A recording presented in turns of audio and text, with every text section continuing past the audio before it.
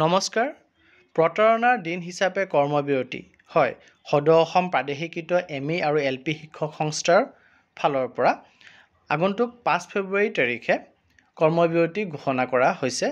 আৰু সেই ঘোষণা পত্ৰটি মোৰ লগত আছে মই আপোনালোকৰ লগত শ্বেয়াৰ কৰিম ভিডিঅ'টি শেষলৈকে চাব চাই লাইক এণ্ড শ্বেয়াৰ কৰিব আৰু চেনেলটো যদি এতিয়াও ছাবস্ক্ৰাইব কৰা নাই কাইণ্ডলি ছাবস্ক্ৰাইব কৰিব এইখনেই হ'ল সদৌ অসম প্ৰাদেশিকৃত মধ্য ইংৰাজী আৰু নিম্ন প্ৰাথমিক শিক্ষক টিউটৰ সংস্থাৰ পেডত প্ৰকাশ পোৱা কৰ্মবিৰতিৰ ঘোষণা পত্ৰটি আৰু পত্ৰটি মই আপোনালোকক স্ক্ৰীনত সম্পূৰ্ণৰূপে দেখুৱাব চেষ্টা কৰিছোঁ পত্ৰটিত আছে যে বিষয় হিচাপে 5 ফেব্ৰুৱাৰী তাৰিখটো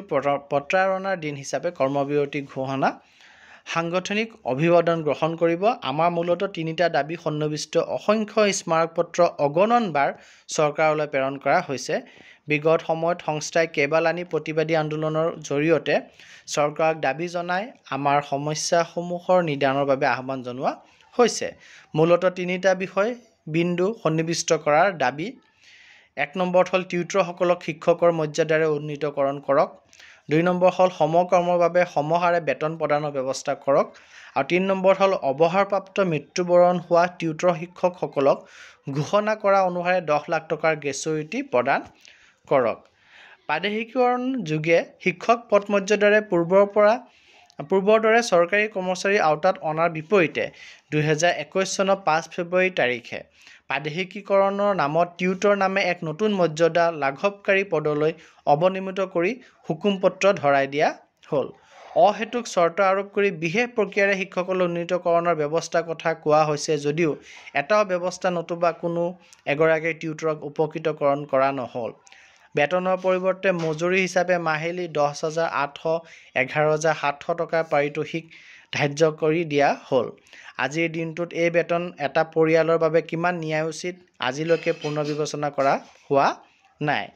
5 ফেব্ৰুৱাৰী 2021 তাৰিখে সদম্ভে ঘোষণা কৰা মতে কোনো এগৰাকী জীৱিত অৱসৰপ্ৰাপ্ত টিউটৰ নতুবা মৃত্যুবৰণ হোৱা টিউটৰৰ পৰিয়ালে এতিয়ালৈকে 10 লাখ টকাৰ গ্ৰেচুইটিও নাপালে প্ৰাদেশিকীকৰণ পত্ৰ প্ৰদান কৰাৰ পিছৰে পৰা আজি পৰ্যন্ত চৰকাৰে টিউটৰসকলৰ হকে কোনো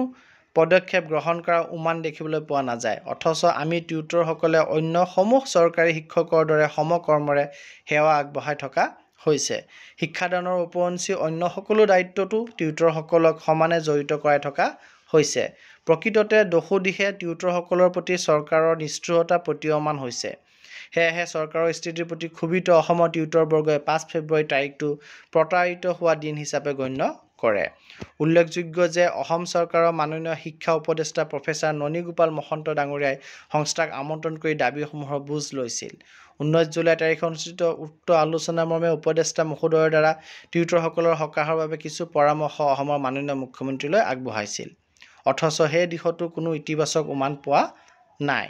অসম বিধানসভাৰ আগন্তুক বাজেট অধিৱেশনত টিউটৰসকলৰ বাবে শুভবাৰ্তা আশা কৰা হৈছে সেয়েহে টিউটৰসকলৰ প্ৰতি ন্যায়োচিত পদক্ষেপ গ্ৰহণৰ বাবে শিক্ষা বিভাগ আৰু শাসক পক্ষৰ প্ৰতি আহ্বান জনোৱা হৈছে আৰু 5 ফেব্ৰুৱাৰী তাৰিখটো প্ৰতাৰণা দিন হিচাপে কৰ্মবিৰতি ঘোষণা কৰা হৈছে গতিকে এই পত্ৰটিৰ যোগেদি তেওঁলোকে সকলো তেওঁলোকৰ জিলা সমিতি সতীৰ্থ আৰু সকলো পক্ষকে কথাখিনি জনাইছে আৰু তেওঁলোকৰ সহযোগিতা কামনা কৰিছে ধন্যবাদ